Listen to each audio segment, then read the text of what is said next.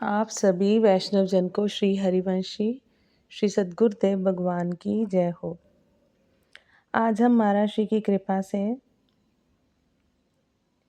हृदय में प्रभु से मिलने की व्याकुलता कैसे बढ़े, इस पर महाराज श्री के वचनों का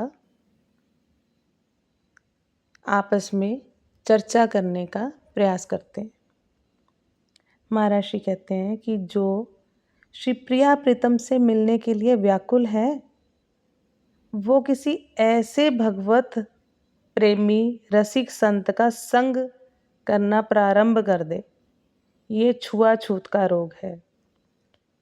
उनके संग से तुम्हारे अंदर भी ये रोग आ जाएगा।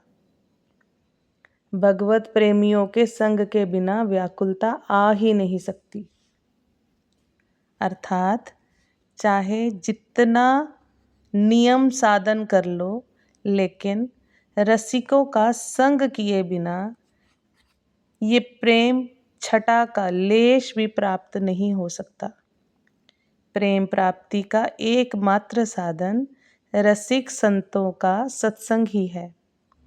अतः जो श्री श्यामा श्याम की रूप माधुरी में मगन है, या जो श्री श्यामा श्याम की रूप माधुरी में मगन होना चाहते हैं, रात दिन ऐसे ही रसिकों के संग की चाह करो।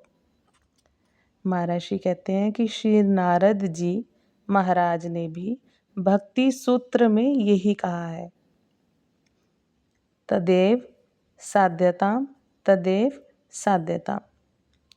उस महत् संग की ही साधना करो, अर्थात भगवत प्रेम की प्राप्ति के लिए भगवत प्रेमी महापुरुषों के संग की ही प्रबल चाह करो।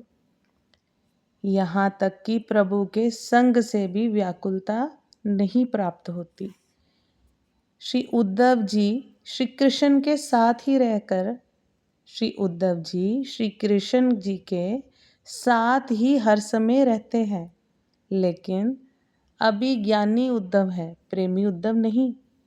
जब प्रेम स्वरूपा ब्रज गोपियों का संग मिला, वे उनकी चरण रज में लौटे, तब वे प्रेमी उद्धव बने। इसलिए भगवत दर्शन प्राप्त हो जाने से भी बड़ी चीज है भगवत प्रेमी महात्माओं का संग प्राप्त हो जाना। फिर से श्रवण करते हैं कि भगवत दर्शन प्राप्त हो जाने से भी बड़ी चीज है भगवत प्रेमी महात्माओं का संग प्राप्त हो जाना। कितने ऐसे भक्त हुए हैं जिन्होंने भगवत साक्षात्कार करने के बाद भी प्रभु से यही मांगा है कि हमें अपने प्रेमी भक्तों का संग दे दो। भगवान शंकर स्वयं प्रभु से याचना करते हैं, बार बार वर मांगहूँ हर्षि देऊ श्री रंग, पद सरोज अन पायनी भक्ति सदा सतसंग।